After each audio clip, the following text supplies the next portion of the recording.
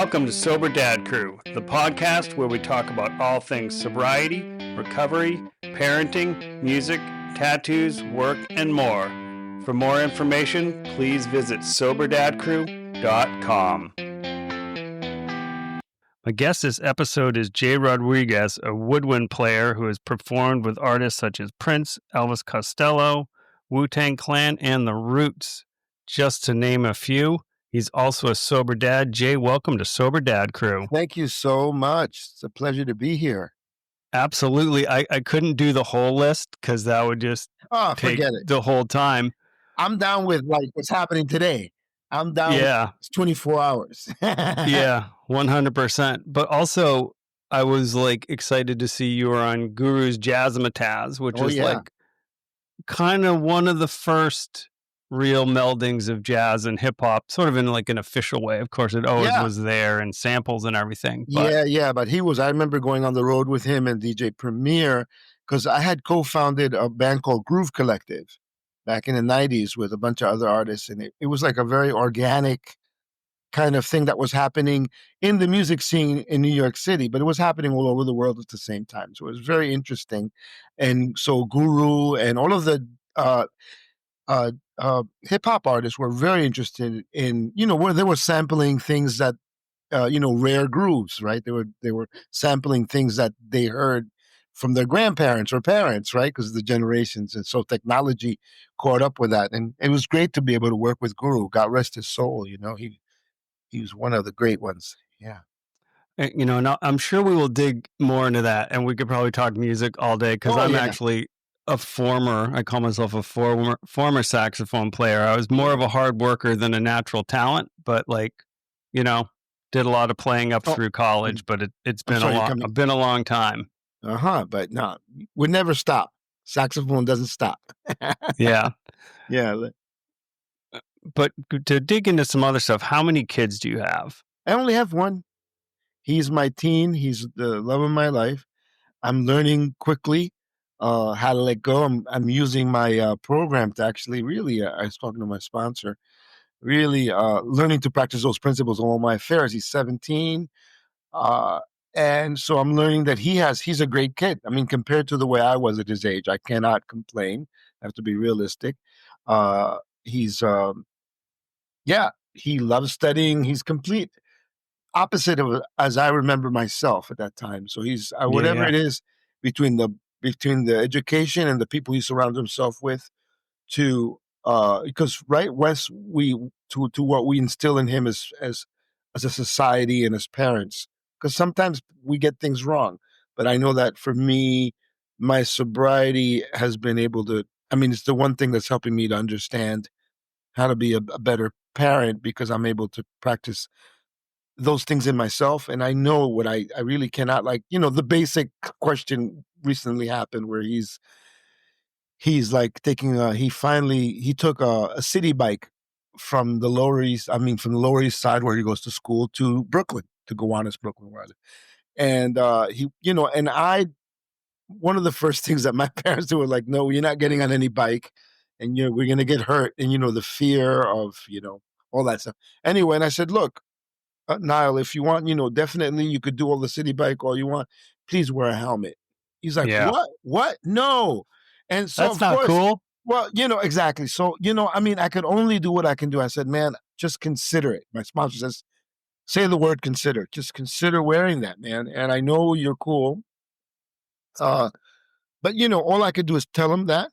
I could put my foot down, but what am I going to do?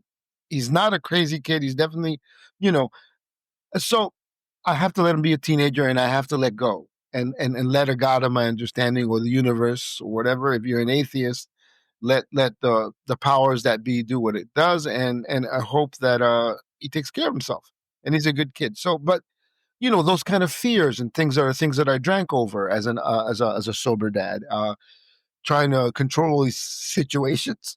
And I'm learning that for about 2.5 years, I was on the road with Fred Wesley, and the new JBs. And so I kind of missed out. That's what happens in sobriety too. You become aware. I have become aware that I cannot make up for lost time, or not to feel bad about time that has passed. But now I'm here.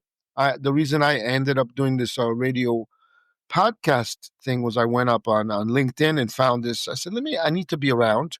I don't want to be like playing a gazillion weddings, which I can do if I want, or gazillion Broadway shows. It's just not my thing. I've been a soloist and kind of a fine artist, in a sense. I can play all sorts of music and as artists who are sober, making a living, you have to make consignments of, I don't really feel like I'm beyond playing at bars. Not that I'm better than, but it's not like I don't mind unless it's something that I'm really interested in, whether it's my music or working with artists that I really want to work with in the jazz field. If I'm going to be playing jazz, I'm going to be working with like the best, with the people that I consider really great for me to be worked with. I have the honor and pleasure of working with, always challenging me to be a better artist as a practitioner. Then as a human being, learning to live those principles in all my affairs, putting myself in places where I am not appreciated as much, and is it worth my money or time? So these are all sober things,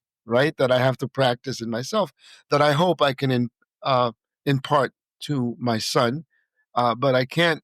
Uh, I can't act as if. I was acting as if for quite a while, and that doesn't work after a while in sobriety. It doesn't work. As soon as you start not doing that, it's better, because I'm realizing that there's a real way that I can grow as a human being and as a father, you know? Um, and yeah, so all those things are connected. I know I kind of went off, but that's the way. No, no, it's all good. Did you always want to be a dad? Was that like something always in your bandwidth? Good question. No, I, the, uh, for a long time, I didn't want to be a dad. I mean, then when it was something that was in my spectrum, my wife and I had been together for 12 years at this point, and we had met. She was 27. I mean, I was 27. She was, and so at the time, and I mean, and then time went on, 12 years of marriage, and we're like, okay, I think we got to act together. I'm sober, you working on your self work, that kind of thing, and the fear of not being together and having a child, like trying to control all the things that happen in life, whether it's divorce, whether it's, all those things come into play for me personally. Uh, so we had been together for 12 years, and then my partner, uh, all of a sudden wanted to have a child, and it was something important to her. And it wasn't working out, like a lot of couples and people. She was struggling with we were struggling at being able to conceive. We went through every aspect of, all sorts of treatments, right, for 2 years, and then nothing was working. It was really frustrating for her. And then it became a thing. Like, okay, it I was caught up in the moment of like, okay, well, she really wants this. I was definitely people pleasing because I was just like going with it. And it wasn't that I didn't want to, it's just the fear and being able to be honest with myself at that point in my life. Uh, I did the best I could. I thought that just being sober was enough. But one of the things that I struggled with was honesty about where I am. So that's a really good question at that time. At the time, I was not sure. I mean, I was sure that I think it was a good thing to do. And I thought to myself, wow, this person really wants this. What does it mean to be a father? There's a better thing. I have a home now. It means a lot to her. It means a lot to me. And then the more we tried, and then we stopped trying everything, nothing worked. And she actually went to a place of worship and said a prayer. And I swear to you, it happened. After all, tried all this money, and she conceived, and then that's our boy right now. We're like, oh my God, we have this. So then I cherished the idea. I saw how hard people struggle to have children, how hard it is for everybody. I stopped taking that for granted. So there was a lesson in that. Uh, and then it was just like, the love of your life. You kind of like, oh my God, I have this. I can't believe you're giving me this living thing, And a little Gene. scary. A You're little like, scary. holy, oh my God, who said I should do this? Yeah, Gene actually came. Actually, Gene Bowen actually was one of the few people that actually came to the hospital to hold Nile, which I thought was when I think about Gene, and because he had, gone through he's a dad, and it wasn't Yeah. easy. We have lots of challenges, all different levels in sobriety of what that means, life. And as a person in recovery, that uh, that aspect of us as dads gets questioned, right? We question ethics. Uh, how do how do I live in all these principles? Sexual identity, whatever that means to people, awareness of how to treat others, um, what it means to impart. You know, we don't have control over these new human beings that are coming into our world, and they grow into their own persons, and the only way to do that, and that's not even bringing in our partners. You know, my wife. They come in with their own ideas of parenting. So as parenting, like, oh, that's what we're supposed to do. That's what. And then you're an artist, and then you think, oh, well, he should. He was exposed to music, and meanwhile, he's more of an athlete. But I said to myself, oh, then I realized that I'm learning a lot. I'm learning that the principles of the program, the principles of humanity, are way more important uh, than whatever I conceive that he has his own. That the more I clear my side of the street, the better human being and father I am to him, regardless of the crazy fears that we all have as parents. In New Yeah. York City, uh, you consider race. Now we're considering all these things: education. What does it mean? Bullying. Oh my God, all of those things, and we deal with them one day at a time.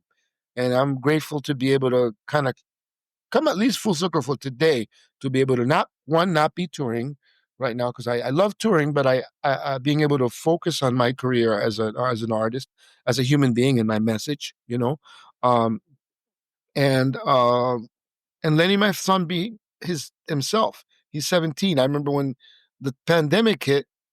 Uh, I I just remember him being a kid, and all of a sudden it feels like yesterday, right? All of a It sudden goes fast. he's a 17-year-old. He's looking at colleges.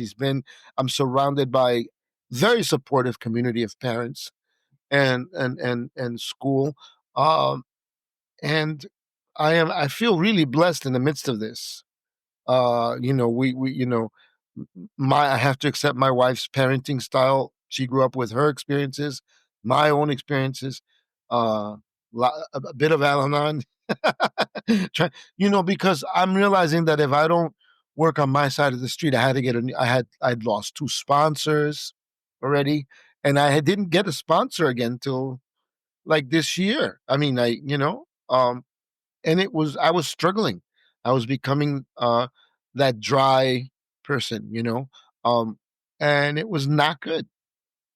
I wasn't Yeah. angry, but I wasn't aware of the things that I needed to work on as a for myself to be able to. I was definitely feeling lost, and I could see how the identity of long-term sobriety, or even just sobriety in general. I mean, the idea that Bill W.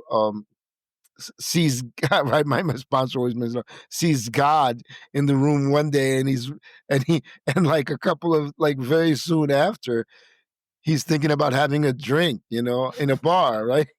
So I'm just saying that's understanding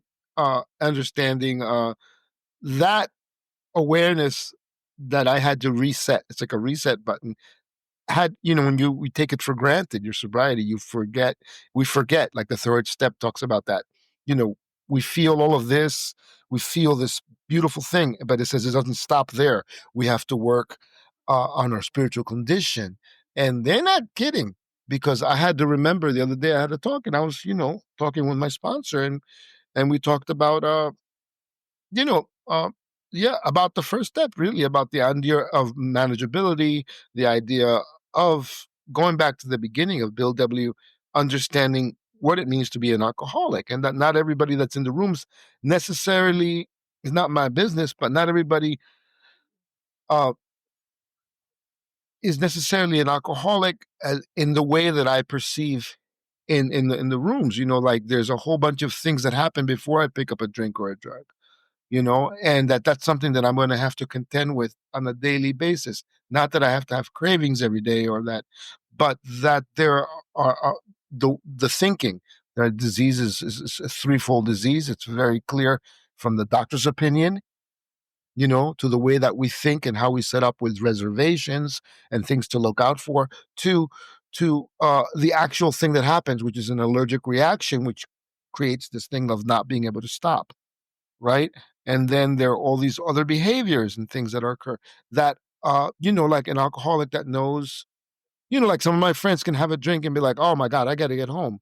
And maybe if I pick up a drink, I could have one of those days like, okay, well, I can have a drink right now and go home. But at some given point, that thing catches up with me, and I've seen it anyway. So it's interesting. I'm just talking about sobriety, anyway.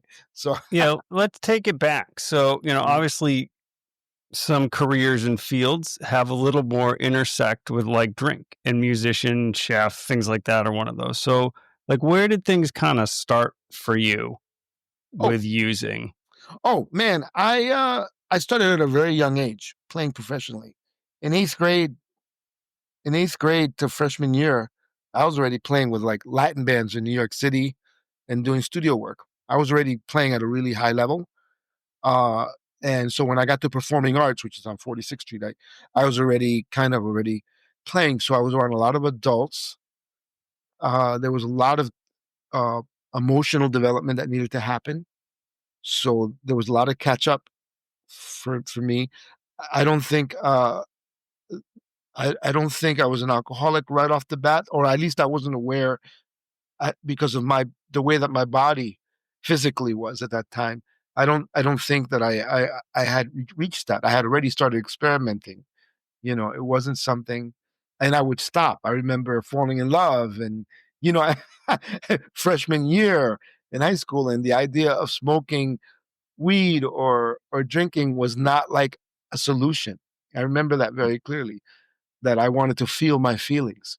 But I surely, as time developed, uh, wanting to belong with adults who are competing with me on a professional level, um, made me really want to belong. So I think it was a bit confusing, at that time in my life. But I already started using, and then it became a thing as I got older, where it made me feel like, oh, uh, I am surrounded by this crowd of people at the Village Gate. Salsa meets jazz. I'm a guest soloist with Paquito de Rivera. There's Dizzy Gillespie, you know, Stanley Tarantine. I was just talking to somebody about that. I'm 18. I'm going to Europe with Celia Cruz. Talk about wanting to belong, and I'm competing with adults, and in the classical world too, there were a lot of adults who are I didn't realize. So there were like things that had to do with not having anybody really, that time in our age, the idea of taking care of a young person wasn't adhered to. The idea of emotional development and abuse, we weren't aware of that. We were just like, great. Our parents are like, great, you have a job, you're doing good. I'm proud of you. You've arrived, At 20, 21, I had a loft on 29th and 6th Avenue. And, there was drugs everywhere. I happened, by the way, I realized that there were some of my peers who necessarily messed with it, but didn't get caught up. You know, I did. And it felt like an answer. I mean, so it was very clear. I had a girlfriend that I loved very much. I was 20, 21, uh, and in that loft, and I was with her for 3 years. But I started drugging and drinking heavily, and people were paying me with drugs and money. And I was, some well known artists. And I said, okay, so this is it. I mean, I remember smoking weed with one of my teachers. I'm not going to mention, a well known jazz artist. Um, and so I was like, okay, well, this is, you know, but again, I didn't understand what was happening to me. I thought it was okay. It was fun until it wasn't. By the time I was 29, 30, stuff had hit the fan. I was touring a lot. I got introduced to heroin, and that brought me to my knees very quickly. I ended up going. There was an intervention uh, with one of my good friends who I saw yesterday, actually. So we're still good friends. Uh, and thereby, I went to Long Island Center for Recovery for a month. I never knew that that was possible. My friends were like, "Hey, Jay, we'll take care of you." Buddy Arnold, who introduced me to Gene, uh, who did Music Cares. Buddy Arnold was a well-known jazz artist who musician who started Music Cares, saxophonist as well. He goes, "Thank goodness we finally have a saxophone player again. All these guitar players." So I was introduced to this whole new idea. Michael Brecker called me when I was in rehab. "Man, I'm so glad you're there." All of a sudden, all my heroes, and I'm like, wow, what happened to me? There was like, and 30 is that age when you're like, well, how do you want to do this? Right? Uh, do you want to continue this way? I was not going to last. I was not going to last, honestly. There was no turning back. They talk about that fine line once you pass. In the big book, it talks about it. I know in NA, I'm sure it's the same. Uh, Once you pass that threshold, and I had passed that threshold, now reflecting back, that was the age, 30. And I went away. It took me 2 years to get that 1 year because I kept on, I relapsed. I went to Cuba and I had like 6 months. And somebody asked me I was there and I was feeling insecure like I always did as a musician, playing at a good level. I was there with Roy Hargrove and somebody lit up a joint in a cab and I had not drank. Or I was like, you know what? What can this possibly do? I smoked that and I was off to the races. Yeah. That day I was drinking. I didn't think drinking was my thing. I ended up drinking and I didn't come back. And I remember, I came back. I went to Europe. I went to Israel, actually. I remember sitting in Israel. I was in Tel Aviv and I had a friend of mine from the rooms with me who had a lot of time. She had a lot of time. And, and I played in a bunch of, I had a beautiful experience, really weird experience. I was with one of my mentors, saxophonist, who lived in Israel, Arnie Lawrence, and I played with him and James Moody for a New Year's Eve thing, and then I went to another thing, some pop soul thing afterwards, and it's like, hey, you want ecstasy, man? I took everything. Then it was the New Year. I'm sitting there and I didn't know what to do with myself in Tel Aviv. There was a bar. I found it. I sat in there, drank by myself after being in front of 1,000 lots of people. And I kind of just sat there and I couldn't drink anymore. And I couldn't get high. It was just like I was done. And I kind of saw myself looking in at that window. I had that kind of uh, awareness, like a spiritual experience. And I was like, wow, like, who is this guy? Like, um, like, yeah, it was just kind of, and that was that. And ever since then, it was just like, I was like, my God, what happened to me? And as time went on, of course, I saw my first sponsor relapse, and I was really good friends with him and died. Then I had another sponsor who I loved very much, took me through the step, did a lot of step work, and he kind of got tired of the program. He didn't drink again, but he stepped away, and his life became a bit unmanageable. Him and his wife got divorced, and then he was just like randomly a couple of years ago. He was on a motorcycle. Uh, and he died in a motorcycle accident. But he had last time I had spoken to him, he's like that. He says, Jay, I uh, uh, I'm not drinking anything, but I'm not in the program anymore. I've dedicated myself to God. At one point, he had joined the National Guard. There's a whole bunch of interesting things that happen when we're sober. There's all these connections to the life that we live now. Anyway, so he passed away, and I was just beside myself as to what the program is. I started getting resentful of people in the rooms. I'm like, wow, man, this guy's a racist. This. We get all forms of people. The one thing that binds us, it says very clearly in the big book, we are people that would not normally mix, but it's that one thing of sobriety. That we're like the Titanic, right? He makes a reference to the Titanic of all these people just trying to stay together, and so bringing it full circle, that's where it came from, the idea of it. And now I have to keep that same question that you asked uh, with me, deep in my heart. And when did it start? Where am I today? Uh, because it's a 24-hour program, and I'm trying. I am working the program in a different way today, based on my new sponsor, who calls me on the idea and the concept of uh, the next 24 hours. You know, and it doesn't mean I'm a beginner, but it means that I'm being very realistic about what this life means to me as somebody that wants to be sober in the way that they speak in the big book. You can be sober without the big book. Some people, I know some people who are atheists. It's not, I'm not here to judge, but for me, it works in a spiritual program, and it affects me physically, emotionally. But I have a grid for living that I did not have for the next 24 hours because of my sponsor. I needed help. I couldn't do it alone. I really did it on my own for a while. It was not pretty, you know. Well, and without some sort of framework, right? I mean, it's not necessarily easy, but you can just stop. Yeah. You Yeah. know, Oh, yeah. I didn't do. My wife does the program. I did years of therapy. You know, I Right. think Right. whatever works. But I had to get to the bottom Yeah. of what was causing me to drink too much. Yeah. And by Like the way, that's an what are the emotional. things? Yeah. That Because you makes can sense. stop, but Yeah. you're just going to redirect that Yeah. You into could. any number of other things. It talks about it clearly in the big book. Like, you can definitely put it at bay for a while, but eventually you come back to it, because you just find that in yourself. Not that, it's just something that we have to live with and consider.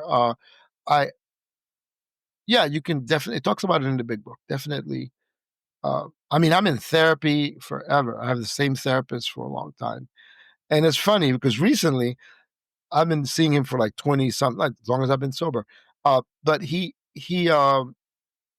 been trying to get me to do all the things that my sponsor is getting me to do now. And it's because I was ready, but it's also because my sponsor, the idea of an alcoholic speaking, or another person in recovery speaking with another person in recovery, really is the crux of this thing.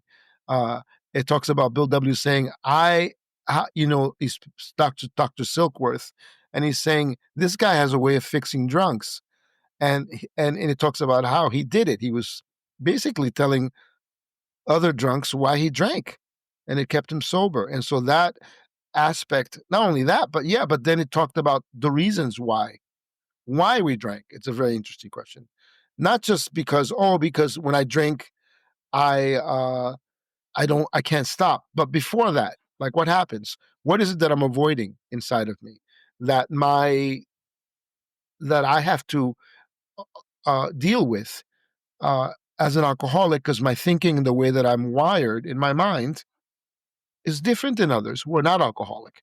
And it really does affect my spirit, or that thing inside of me that makes me want to live a better way. Hence the idea of jaywalking, the example of what the doctors are trying to figure out why these alcoholics are the way they do. They keep on drinking or drugging, even though they realize they get sober like for a year, and their lives get better, and then they drink again and the shit goes back, and they still are not convinced that there's something a little bit different than everybody else. And that awareness is some sort of like, based on a spiritual awareness or whatever you want to call it, that Dr. Young talks. And I had to get back into that and realize and accept that again. I had kind of said, well, I got this. I understand. I definitely became like the gym person where I understood intellectually the big book. I understood the steps. I had done step work. I understood. So I went the extreme of like getting deep in it and then forgetting about like applying it on a daily basis. I can talk about it and help others through the program and understand it with myself intellectually.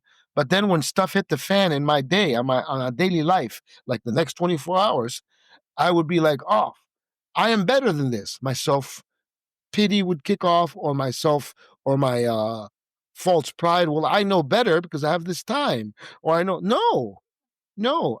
Meanwhile, somebody with 3 months would act better and have a better quality of sobriety than anybody with a year or 25 years. And I was perplexed by that. But my sponsor said, that's the disease. There's a gentleman in my home group. He had like what? He has 40 years. And he just believes in God. And he doesn't work the program the way I do. But he says, Jay, one of the beautiful things, which is why I go to the fellowship, which is different. He says, you know, Jay, the person who got up earliest this morning and showed up for this thing, that's who got the most time. And that's the way he lives it. And guess what, man? Hearing that makes me feel all right. Makes me feel like I stand a chance, and it's rekindled my new hope. It's given me a new program and a new reason to live a new program, which I had really got lost about. And it's scary because there's decisions to be made on a daily basis based on everything around us. I can easily get caught up in the politics. We have everything to, there's lots of things to be fearful of. But I tell you, Yeah, I don't stand, especially right now. yeah, and I do not stand a chance. Uh, I cannot imagine being able to show up for anything in any sort of way for my family or for myself. If I did, you know, I won't stand a chance. You know, and I have my ideas of what a dry drunk looks like. It's interesting how the idea of alcohol and addiction and behavioral things are also tied into some of our politicians and politics. It's brought up. It's not my place to judge these people, but it comes up as an issue. You know, that goes with our president, and it goes with some of the people, with one of the with the head. You know, it's being questioned, and I think about those behaviors in myself. And I think, wow, this is not like some weird coincidence. Not to judge anybody or to judge anybody's political views, or that's not what I'm trying to do here. But I am bringing it up as a thing, as an alcoholic and a person in recovery, you know, who alcoholic addict, whatever you want to call yourself. But you know, those are things to be up. And as long as I keep it to myself, uh, I realize that I stand a good chance, and I feel better about myself. Uh, you know, my idea of people pleasing, I'm no longer saying yes to things that I need to say yes to. That Yeah, I'm goes, a people pleaser of oh, expert. me too. If I had a PhD, it would be in people pleasing. Yeah, And I yeah, that's really my MO. I And needed to learn to say no. oh It my was God. maybe hardest at work, you know, because Yeah, there was no, a lot of years I was a single dad, and there's that fear. Well, if I say no to this, then what if I lose my job? Then I'm screwed. no, You the know, fear the of fear. the financial insecurity thing, of not being accepted, you know, and as artists, forget it. You're already being questioned by society. I mean, look, I have great musicians who compete, some of my peers. So I was traumatized growing up as a professional musician at a young age, uh, being able to have the ability to play at a very good level, uh, but not really knowing what a good level is, questioning myself the whole time, Right. and then trying to undo that and putting my faith in a higher power. Yeah, I'm like, are you kidding me? Guess what? Yes, you have no choice in this matter. You know, uh, I have a new manager. They mean it. They mean it. It doesn't mean that I don't show up. I definitely show up with all my, and then I realize all the great gifts that I have. I'm sure it's the same with all of us, whether I was a banker or a musician, or those principles hold true. Um, and it's a blessing to see that now. I definitely didn't. I might have not been having this conversation right now a month ago, you know, because but it's a day at a time. Yeah. And today I had to say no to something. I get scared. Stuff that's already that I have that actually I have a say, but I'm afraid to be honest because I'm dishonest with myself, and I'm dishonest that I have a fear to let people down. But meanwhile, I can let people step all over me and be cool, and that's the shit I drank over. Right. I drank over every aspect of that self pity and standing up for myself, or what's going to happen if I stand up for myself. Am I going to? What is my son? You know, what is this person going to think of me? Am I? And then I'll catch myself alone and going, "Oh man, I screwed this up royally." But that happens less and less. I don't have to do that if I'm honest with myself. You know, uh, am I being selfish? And it's not like to beat myself up. Having that fine balance. You know, like the other day, I told one of my, I had a really good example.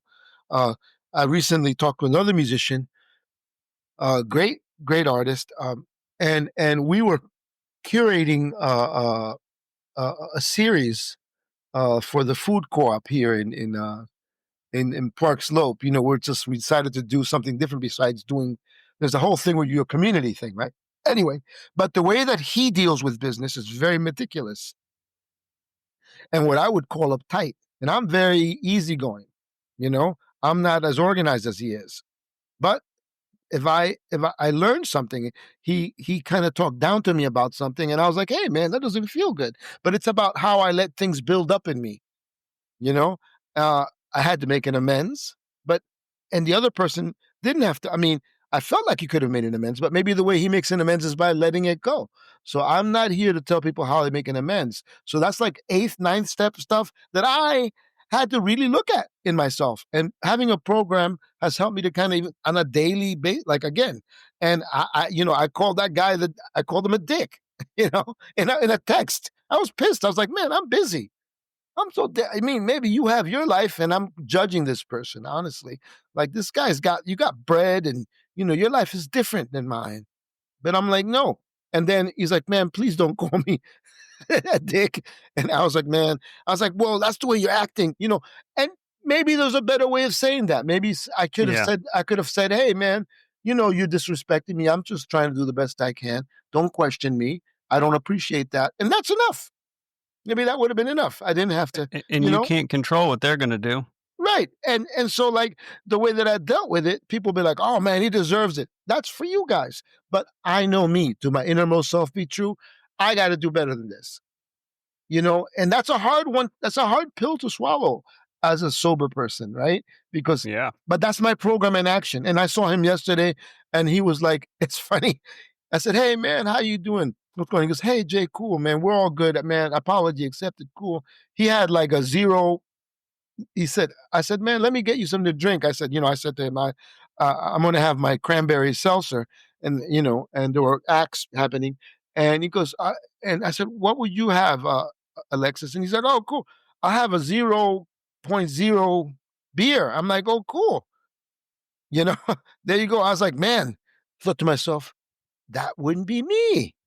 Yeah. I would never fucking.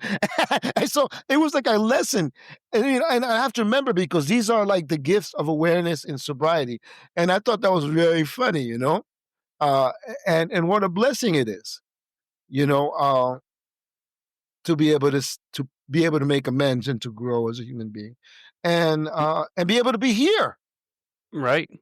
Yeah, I wanted to touch on, because I think with musicians and artists, there's this notion too of the tortured artist.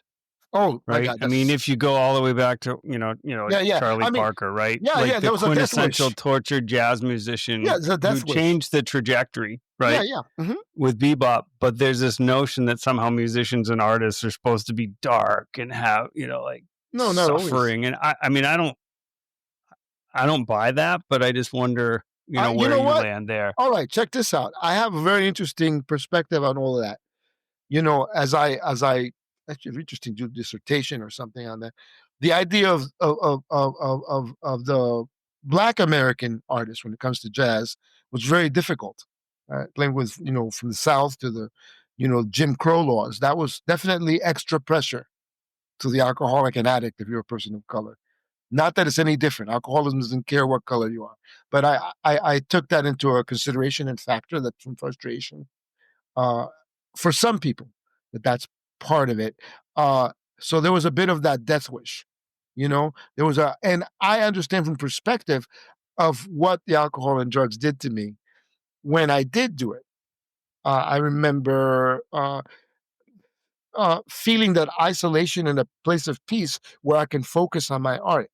In the beginning, it's a place of solace where nobody understands you, but you begin to get honest with your art, right? Because you isolate.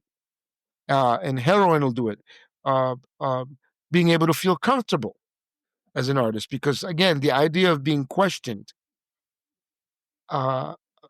we do not have those safety nets for mental health that perhaps, for sure, definitely not like in France or Europe and places of safety nets.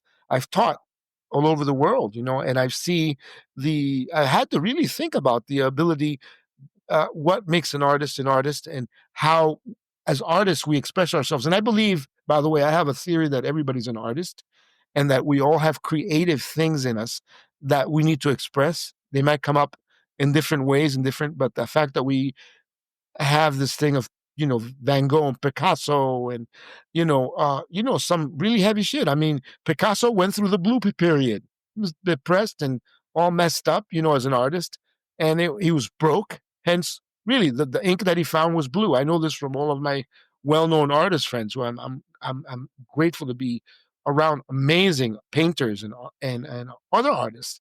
And my experience has been that this dynamic as a human being has existed. Uh, Alcoholism and drug addiction, and not everybody was an alcoholic and addict, I believe. But for this addict, from my own experience, I believe that was a, a factor that exists. I don't believe it is the norm anymore. I don't think Michael Brecker, my great friend and great influential saxophonist, Yeah, rest in peace. yeah, he went full round. He told me, one of the things that he told me that really struck me was, I had dreams, and I had drinking dreams. I had a drinking dream uh, uh, about a year ago, 2 years, and in the dream I was about to have a beer, and Michael's in there, and he says, "Don't do that." and, but he told me. I remember him explaining to me that at the crux of his development as a musician, it didn't matter. He was getting called no matter how much he'd screw up. His playing was so in demand, right? His playing was so in demand that he would, that he was getting drugs, and still, he was getting high, and people were still calling him. He would show up and nail it. And I was getting to that point where I would, people were calling me to play on sessions, and I was still nailing it. And, oh man, that solo, all I want you to do is come and play a solo. I said, come in and play a solo, then I'd get high, and so the idea that he was trying to explain to me that it had nothing to do with the art, that I was going to get high whether I did it or not, and then I was surrounded by a lot of people who were angry, sober people, that eventually drank again, or, and I thought, okay, where do I belong? Am I this alcoholic? Because it talks about all the different types of alcoholics and addicts. And I had to find myself in there and find my own unique brand of who I was. As long as I related to an alcoholic as being that and a drug addict, I realized that it happened to everybody, and that there was this melancholic, beautiful thing that happens. But I have news for my people who are getting sober newly, or that beauty and that melancholic feeling exist in sobriety. So welcome to the club. You don't have to make it harder. That beautiful melancholic thing, like the rain and you're heartbroken, exists without picking up a drink and a drug. So that blues is still there, except that stuff is way more vibrant.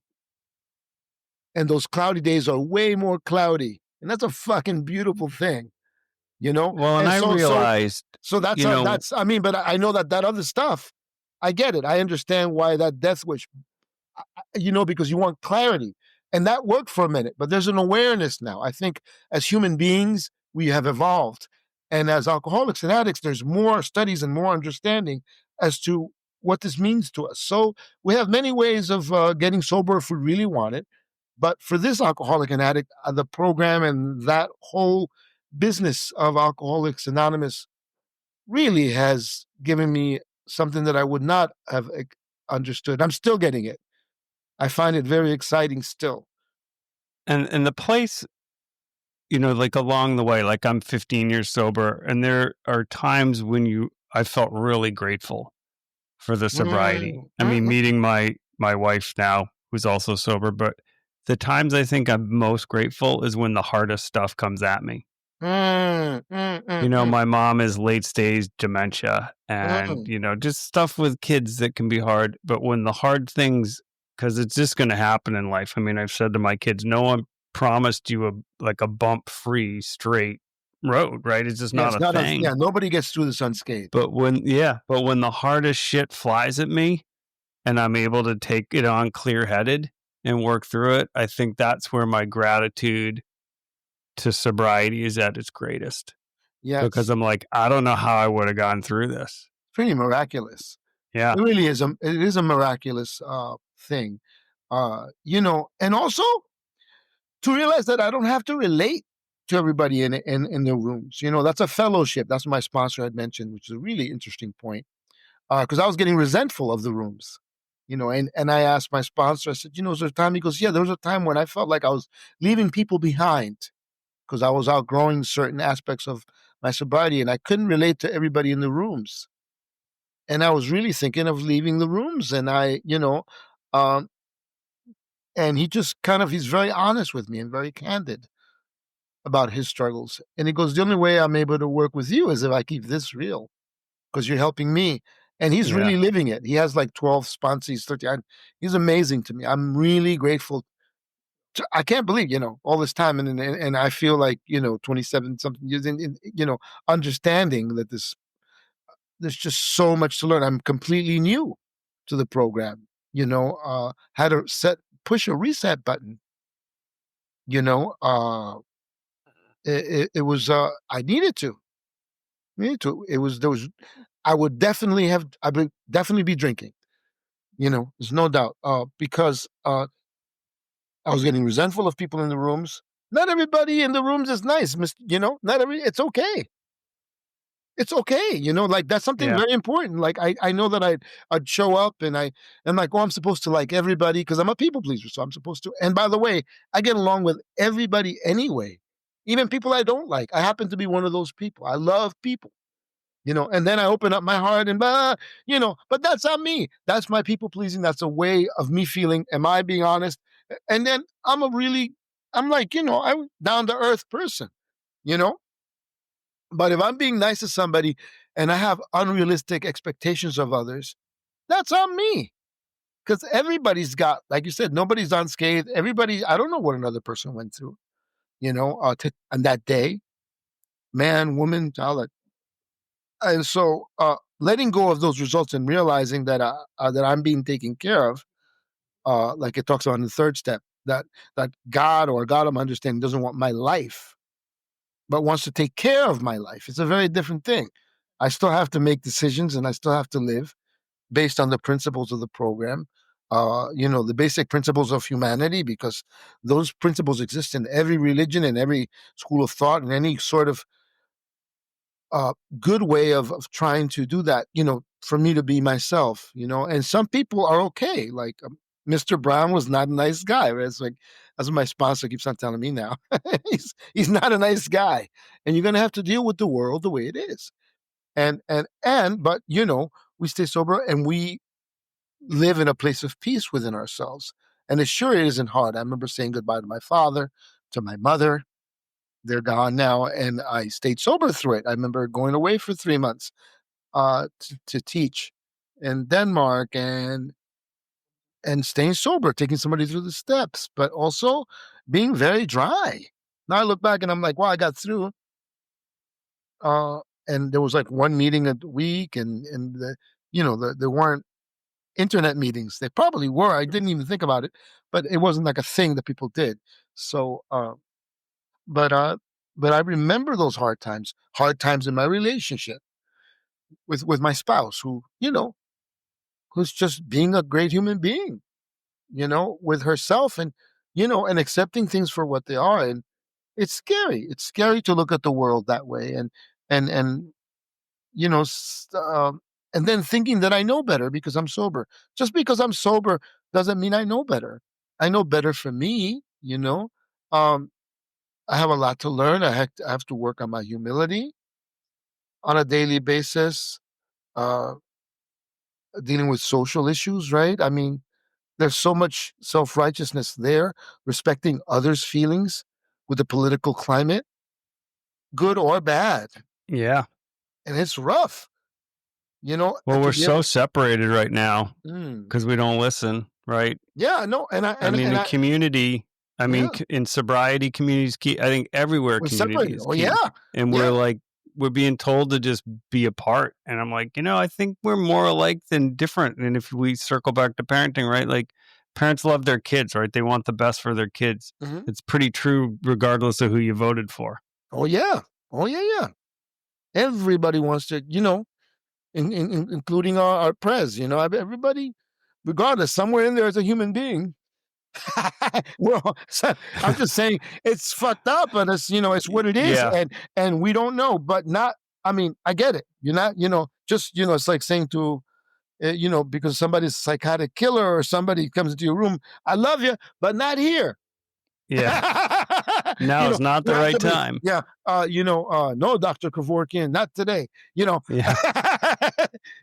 That. But the idea of it, anyway. So we know we're living in these serious charge times. I know people who are think very different about political and are very sober. And whatever their experience, white, black, yellow, they have their reasons for what they feel. But more importantly, it's like, okay, we bond on the idea of staying sober. Let me focus on that. I mean, they are our founders in recovery really nailed it. They knew they knew there'd be all of us here. They put those traditions and all those things into play. They really thought about everything. I mean, World War II, I mean, the Depression, they were living in some heavy Yeah. political times. Uh, Funny enough, there was some heavy stuff going on back then as well. Wall And there will Street, be again. yes, I've there been will be trying to again. explain that, to my Yeah. kids. It's like, yeah, No, it's been dark before. It'll get better. It'll but can be you? dark again. We're Yeah, I human mean, beings. We are imperfect. can you imagine us going through this, like picking up and drinking? We wouldn't even know what had happened. We'd probably get through it, maybe not. I'm just thinking, what would it be like? I would not know. I would not remember anything. I would wake up and maybe, they said Winston Churchill was an alcoholic. He drank, and I'm like, oh, that makes sense. So, my alcoholic mind says, well, I could definitely, I'm sure, Hegseth said that he had a drinking problem. Maybe he's not drinking today. Maybe he's sober today.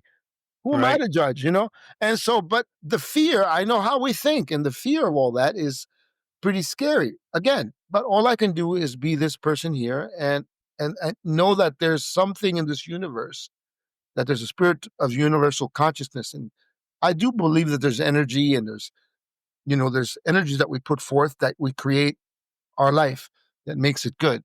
And that's the best defense that I can have in my experiences, is that I stay clear in my mind and heart, and that I'm honest. And honesty means that I'm also able to see danger for what it really is, and not pretend that something that's dangerous is not dangerous.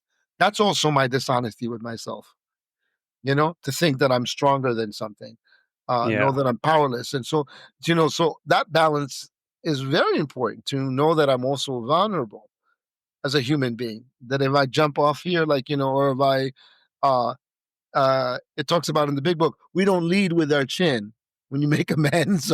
Right? He goes, we call that leading with the chin, asking for it. And, God's not going to protect us with that, so it's interesting that in the big book, these people are really talking about some real issues that they were dealing with, and they aren't any different as human beings now, which I find that to be very brilliant. And to be able to speak with you, now about this, and having somebody understand what the hell I'm talking about, right? Because if I talk this way to somebody who's not in recovery necessarily, they would not necessarily get it. Yeah. They'd be like, "What are you talking about?" I mean, they would understand some basic human principles, but if they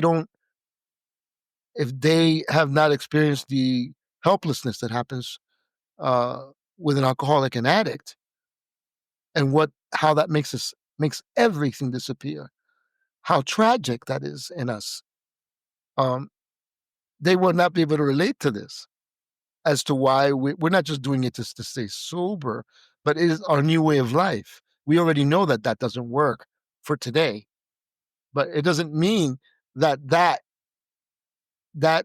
disease and that aspect comes back if the minute we rest on our laurels, so to speak. So that's why we able to do the 24 hours. I'm back to that Yeah. 24 hours. Yeah. And I think that that's an awesome place to end. Well, Man, I super appreciate you taking the time. no, This is a excellent. pleasure. Pleasure's Yeah, mine. good luck with the 17-year-old. I've got an 18-year-old. They're She's wonderful. graduating from high school soon and, Yes. you Where, know, where do you doing the live, thing. Stephen? Where do you live? I live in upstate New York. Oh, cool. Where? So, kind of outside of Ithaca. Okay, I was up. I was up playing a solo saxophone concert up in Hudson. I have a good one of my godchildren up there. Ah, wow, I like it up there. Well, beautiful. Good Yeah, for up in the you. Finger Lakes. It's beautiful up here. A little rainy today, but Yeah, it is. But let's get together sometime and let me know about your saxophone playing. Outside of that, I love people who played saxophone who still play or a little bit. I'm really good at getting people back. So yeah, we could do probably a whole music episode outside of this and all in that. But yeah, let's definitely keep in touch. please, I would love to talk to you more about this and maybe invite you on my podcast, on the radio podcast. Yeah, love to. Yeah, I was on 2 this week for Father's Day, so that was fun. Oh, happy Father's Day, man. Yeah, you too. What a blessing. I'm so glad that Gene Bowen had hooked us up. Yeah, I so needed this, Stephen, and thank you so much. Really, man. absolutely. This is like a great one, man. Thanks for listening. Sober Dad Crew is a DIY project by Stephen Kimball, who writes, edits, and produces the show. To support the show, please review it where you listen to podcasts or visit soberdadcrew.com to buy some merchandise or make a donation.